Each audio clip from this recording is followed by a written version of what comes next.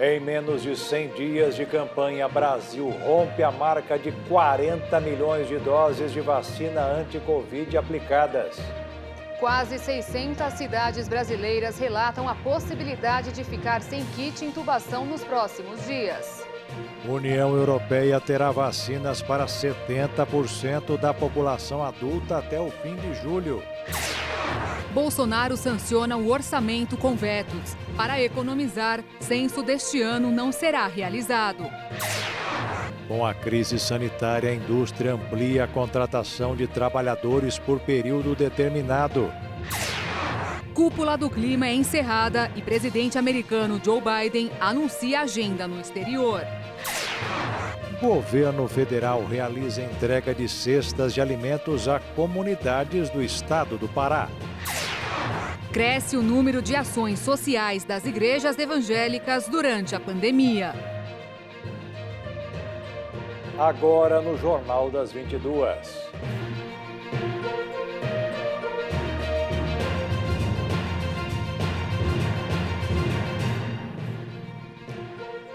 Olá, boa noite. Boa noite.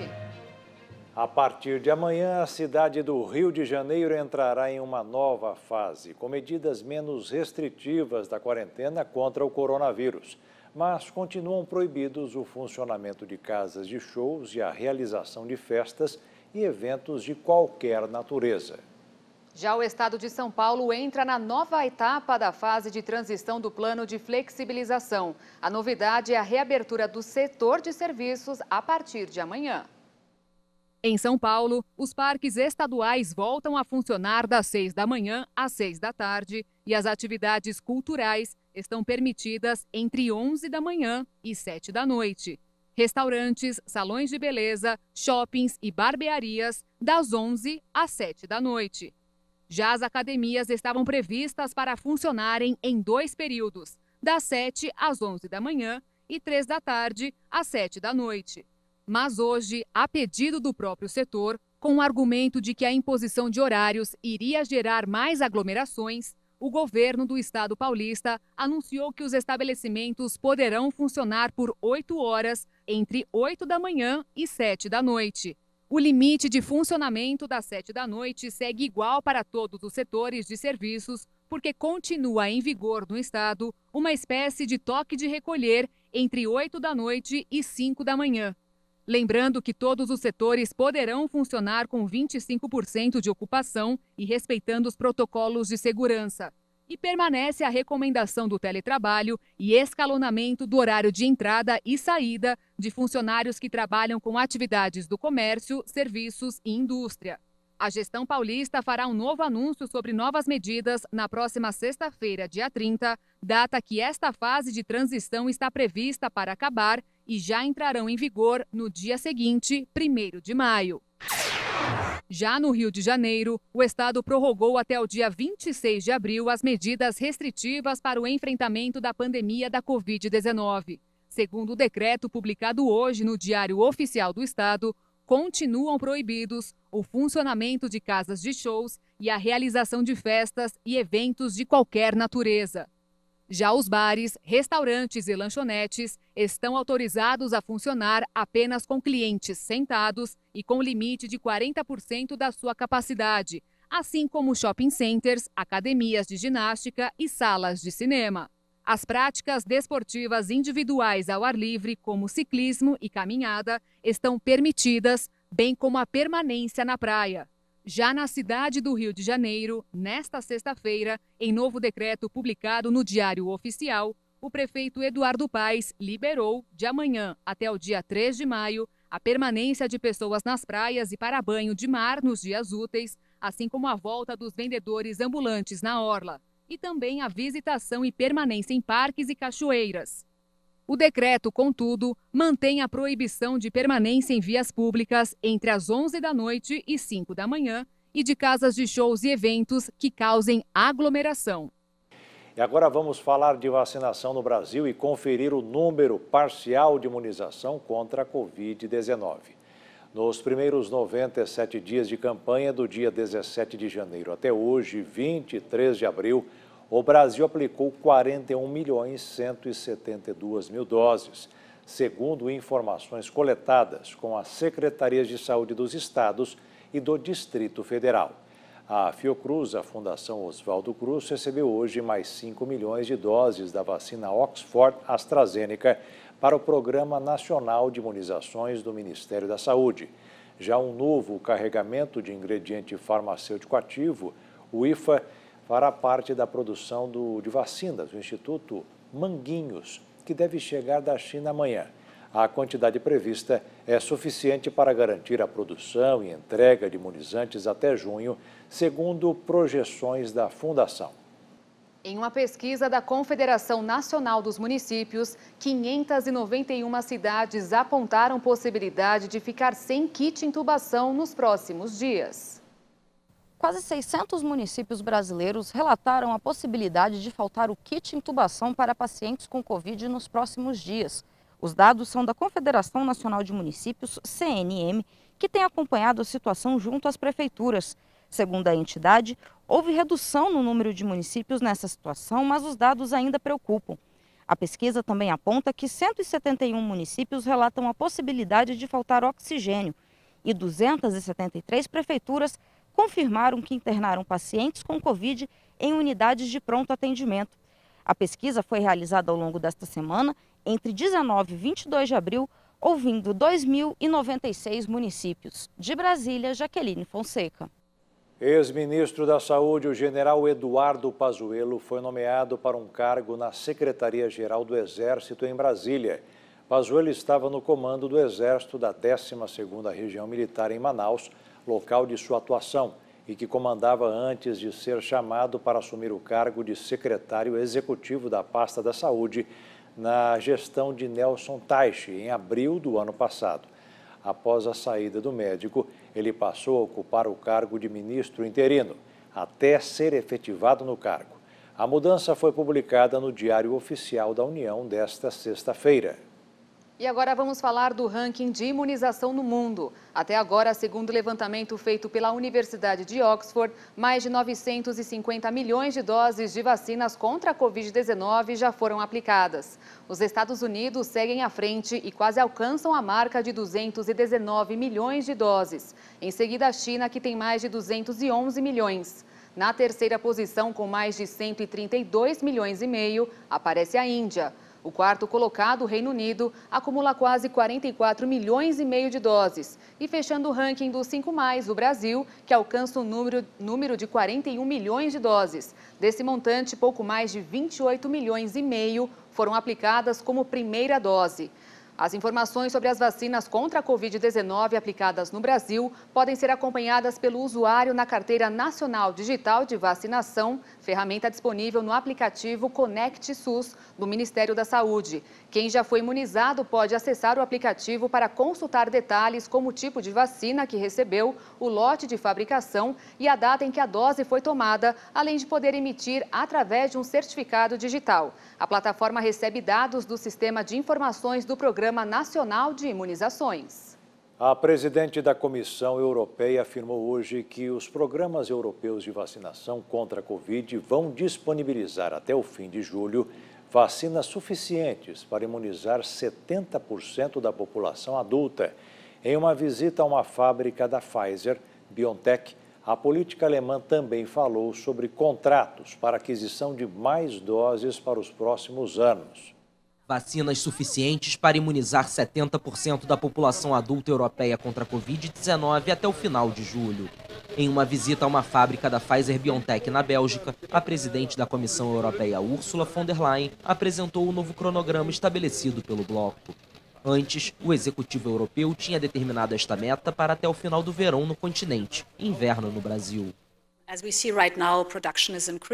Como vemos agora, a produção está aumentando, as entregas também. Temos processos estáveis. Trabalhamos juntos e superamos os problemas iniciais. Agora vemos os resultados e por isso a visita hoje. Estamos agora em 123 milhões de vacinas. Portanto, estamos confiantes de que seremos capazes de aumentar nossa ambição e dizer que queremos 70% da população adulta na Europa vacinada em julho.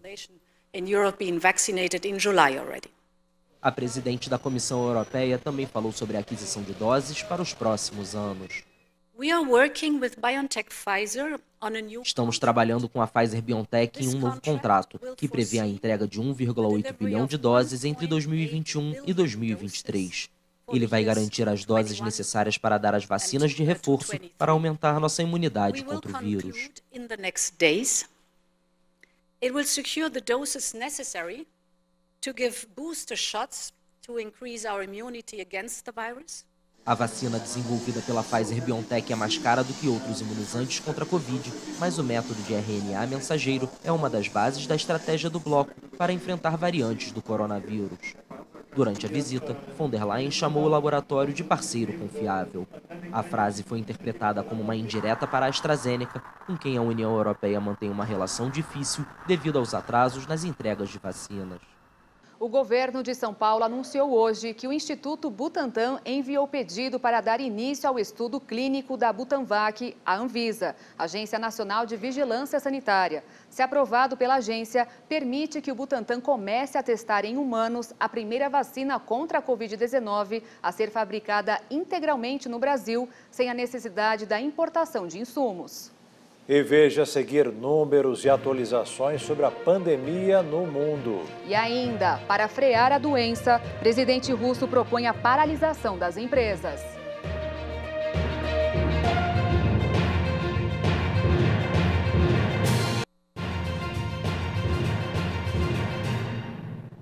Mais 2.914 vidas foram perdidas para a Covid-19 no Brasil em 24 horas e pouco mais de 69 mil novos casos foram contabilizados no mesmo período, de acordo com o Ministério da Saúde.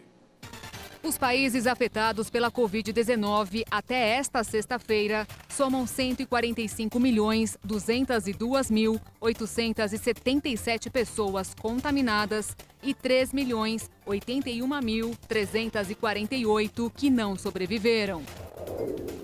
Os Estados Unidos somam 31.985.280 casos e confirmam 571.091 vítimas fatais. A Índia tem mais de 16.263.000 pessoas contaminadas. Já o Brasil rompeu a barreira dos 14.237.000 pessoas que testaram positivo para a Covid e 386.416 que não resistiram. A França contabiliza pouco mais de 5.502.000 casos da doença. E a Rússia registra mais de 4.691.000 diagnósticos desde o início da pandemia. A Nova Zelândia suspendeu a chamada bolha de viagens depois de um surto de Covid-19 na Austrália. Os dois países lançaram seus corredores de viagens sem quarentena, chamado de bolha, em 18 de abril.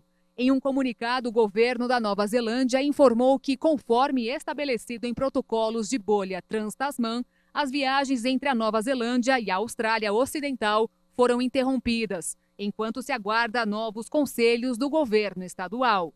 A decisão foi tomada depois que a Austrália Ocidental anunciou um confinamento de 3 dias nas regiões de Perth e Peel a partir da meia-noite de sexta para sábado, devido a um teste de um viajante positivo para o coronavírus.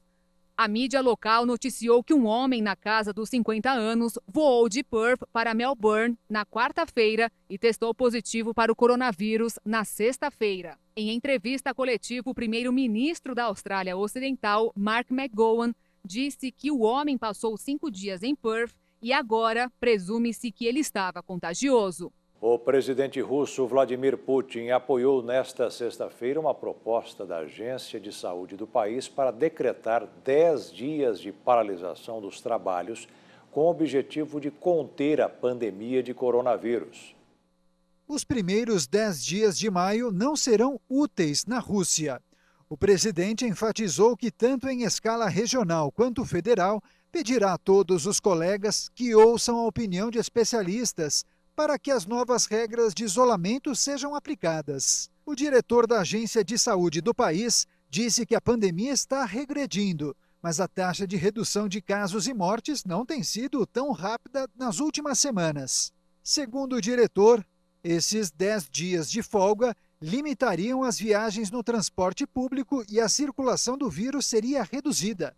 Vladimir Putin ainda disse que pretende obter imunidade coletiva na Rússia até outono, em setembro. Faltando apenas 3 meses para os Jogos Olímpicos, o Japão declarou um novo estado de emergência em Tóquio. O país segue vivendo um momento de incertezas em meio à pandemia da Covid-19.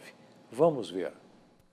As Olimpíadas se aproximam e o Japão vive dias difíceis por causa da pandemia.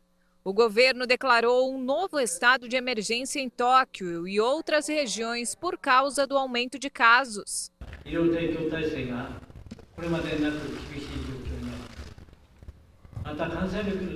O sistema de saúde sofre uma situação severa que não tem precedentes.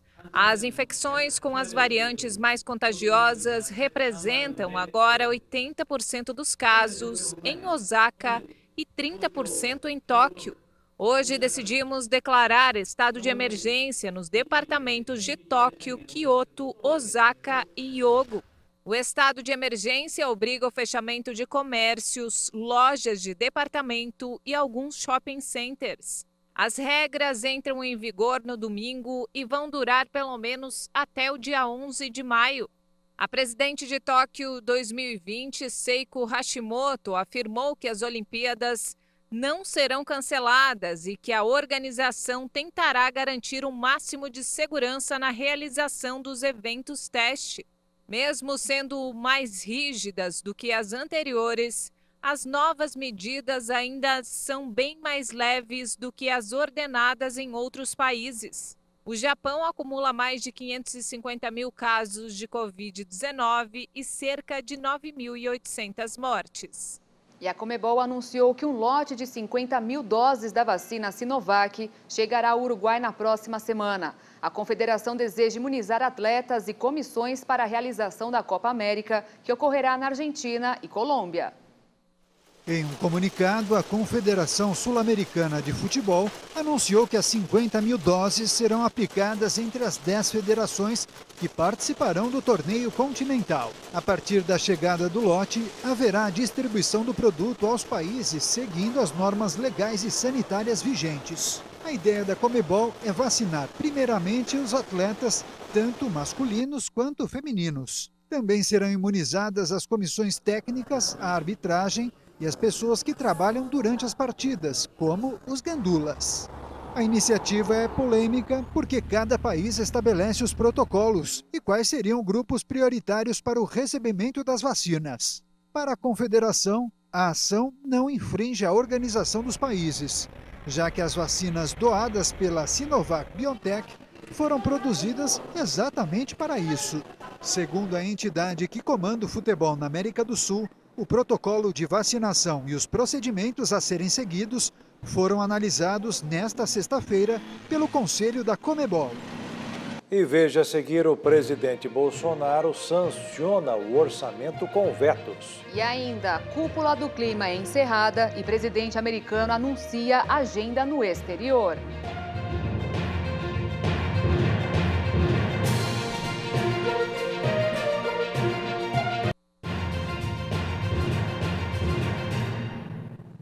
O presidente Jair Bolsonaro sancionou o orçamento da União deste ano com vetos a 19 bilhões de reais.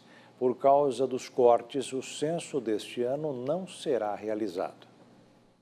No último dia do prazo, o presidente Jair Bolsonaro sancionou o orçamento federal deste ano com vetos. O orçamento de 2021 prevê 1,65 trilhão de despesas obrigatórias, 9,7 bilhões de despesas discricionárias, as não obrigatórias, de emendas individuais e 7,3 bilhões de emendas de bancada. 19,8 bilhões de reais de despesas discricionárias e emendas parlamentares foram vetados. Neste recurso, havia previsão de uso de 83 milhões para a criação de cargos na Polícia Militar e Corpo de Bombeiros do Distrito Federal. Isso teve que acontecer em razão de alguns movimentos feitos no Congresso Nacional, onde se retirou algumas despesas obrigatórias para compor a emenda de relator.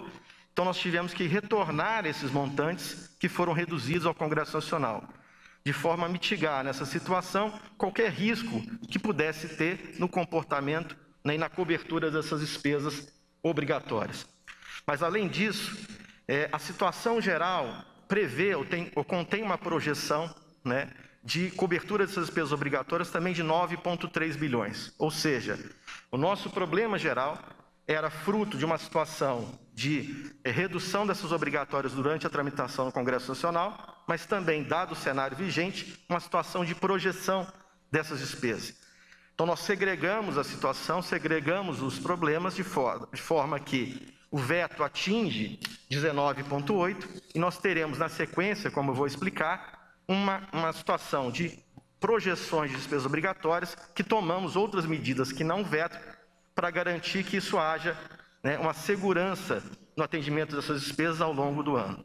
O governo também deve fazer um bloqueio de até 9 bilhões nas emendas indicadas pelos parlamentares, mas elas poderão ser liberadas a depender do cenário.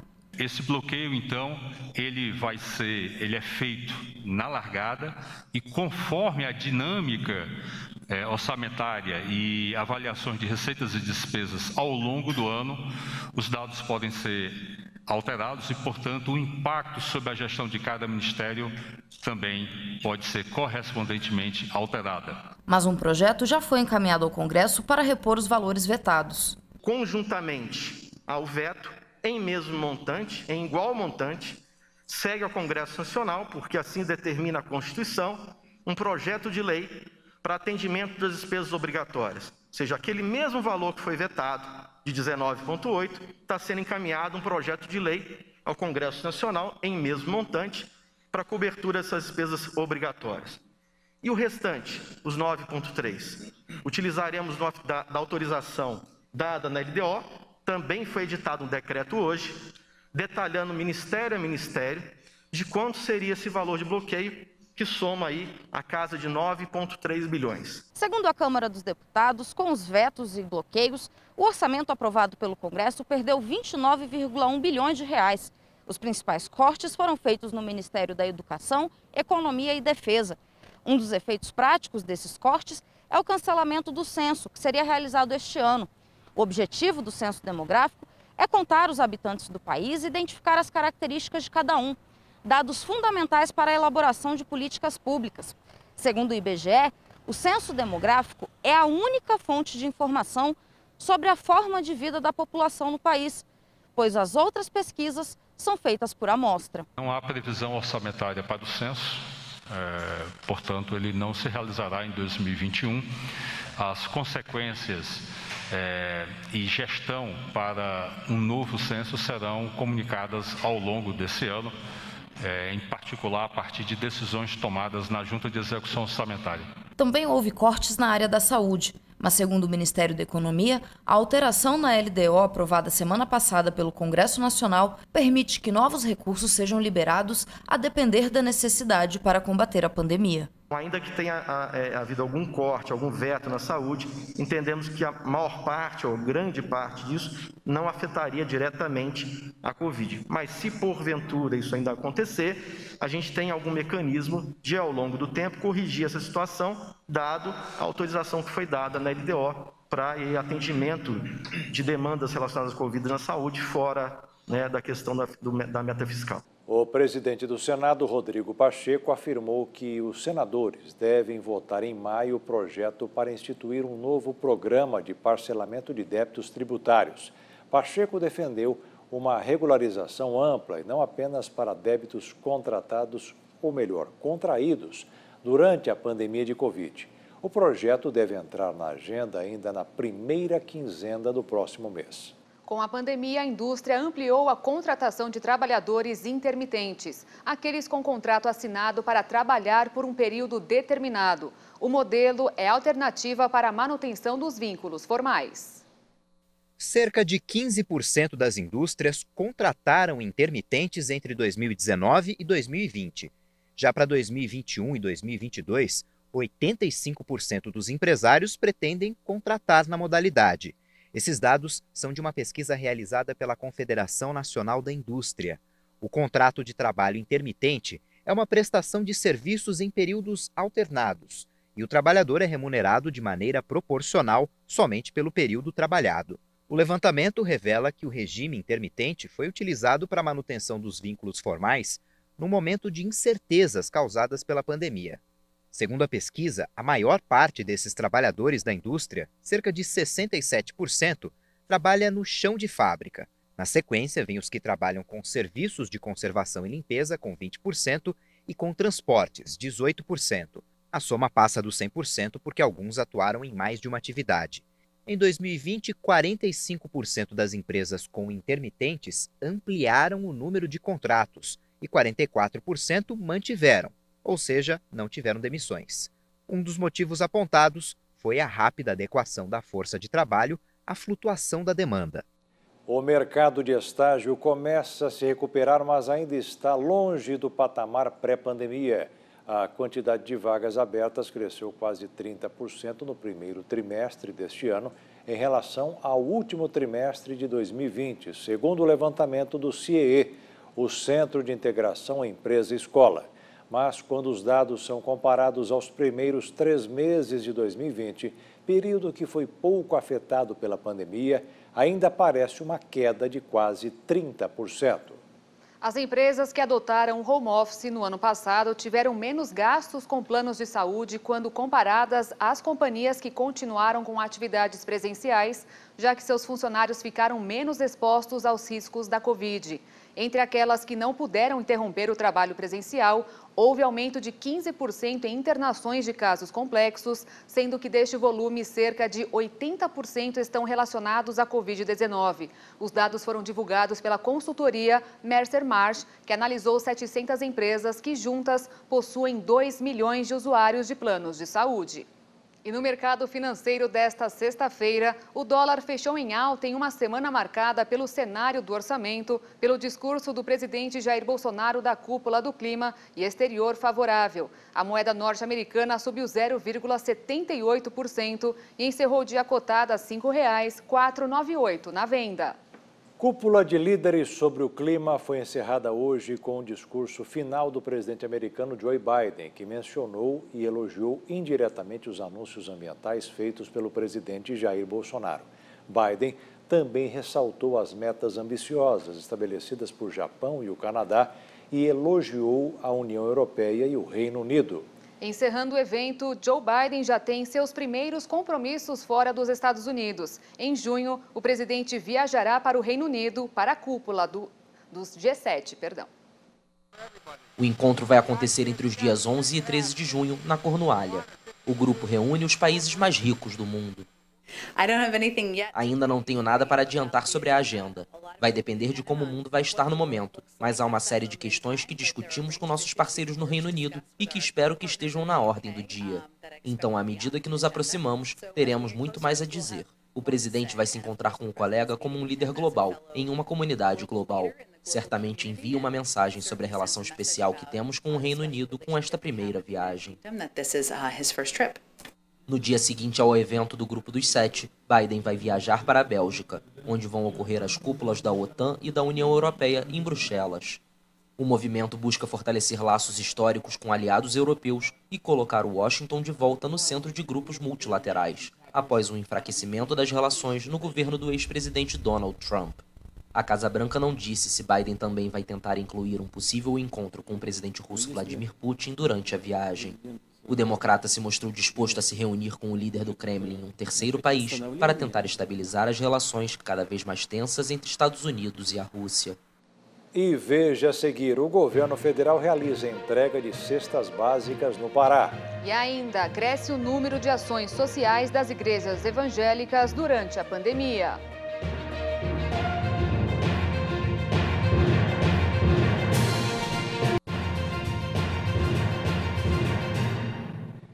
O trabalho social das igrejas evangélicas de todo o país aumentou bastante nesta época de pandemia, ajudando muitas famílias em situação de vulnerabilidade social. E a Igreja Internacional da Graça de Deus arrecada 3 toneladas de mantimentos por mês e faz parte desta corrente.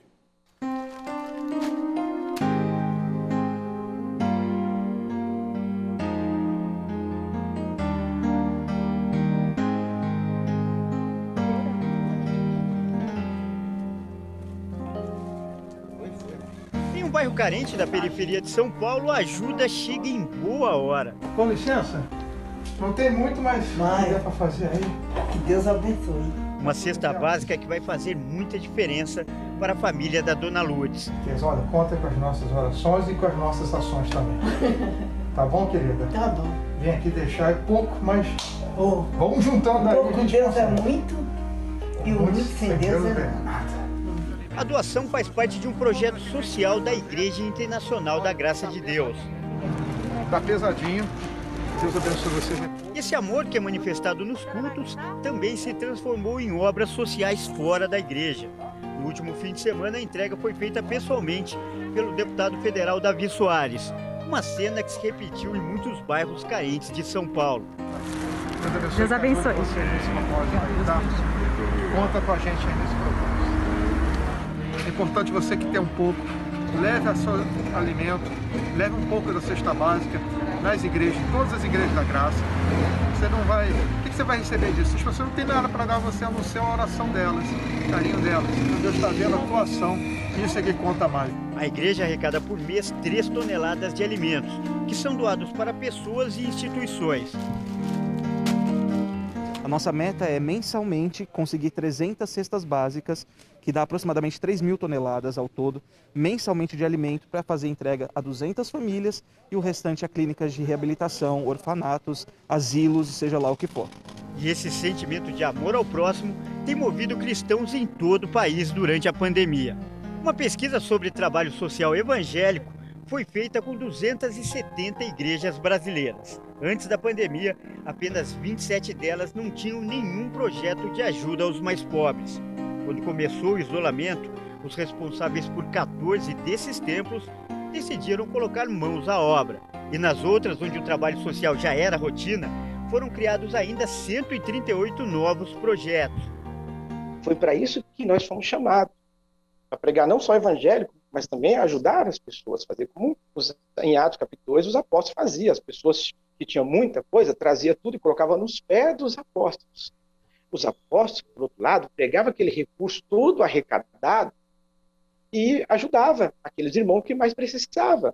Uma ajuda que foi reconhecida até pela primeira-dama Michele Bolsonaro. Durante um evento para entrega de cestas básicas no interior de São Paulo, ela disse que as igrejas têm um papel fundamental para a sociedade. Onde o governo não chega, a igreja chega. Ela não espera o governo para poder ajudar. Então, que Deus venha abençoar grandiosamente esse trabalho.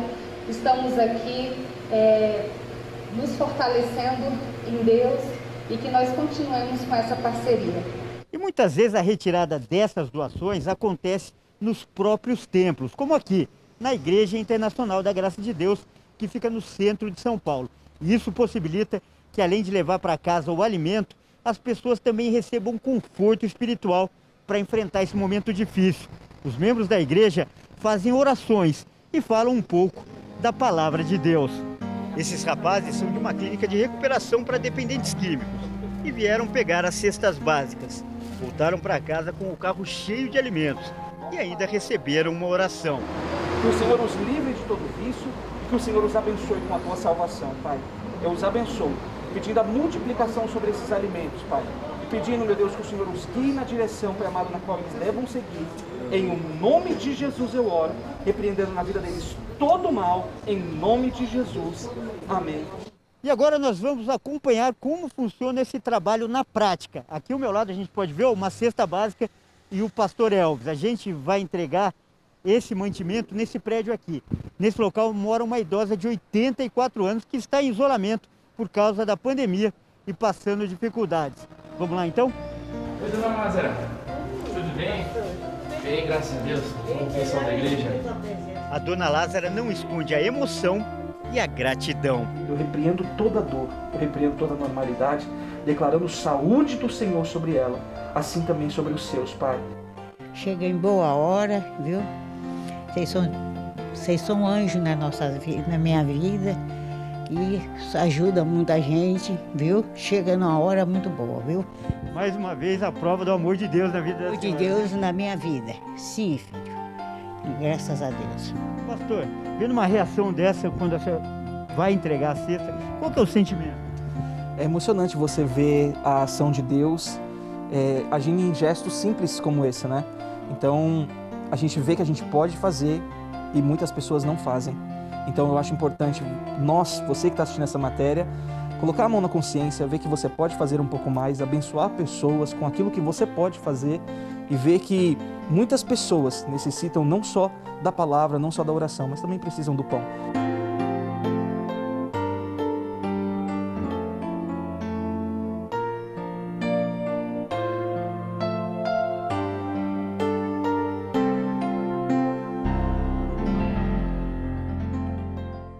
Agora, um momento de reflexão. Na live de hoje, o missionário R.R. Soares dá um testemunho pessoal de cura, graças ao que está em João, capítulo 14, versículo 13.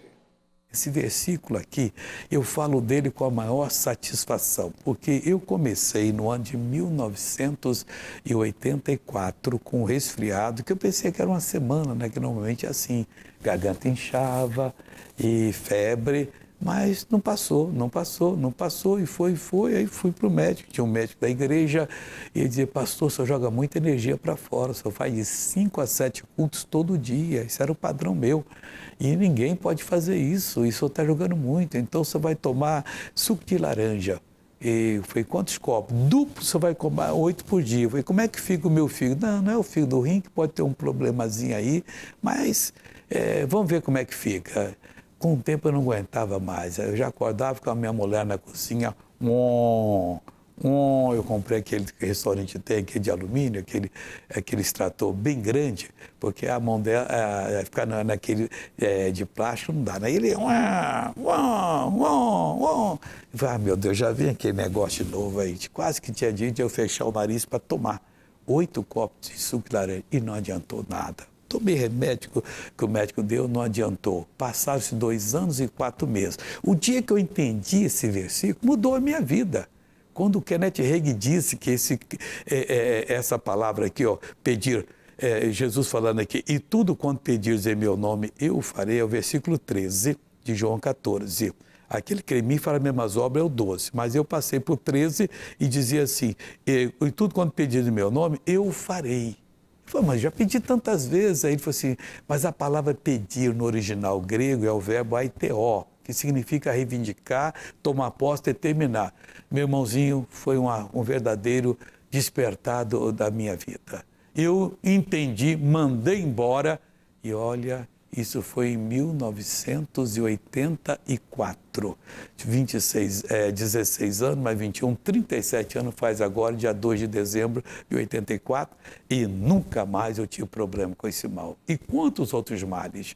Se você que está sofrendo entender que você não tem que mendigar a bênção, você tem que determinar, exigir, e o mal vai embora, Deus vai operar em você hoje, em nome de Jesus. E o Jornal das 22 termina aqui. Obrigada pela sua companhia, um ótimo fim de noite e fim de semana para você. Se cuida e até segunda. Boa noite, fique na paz. Tchau.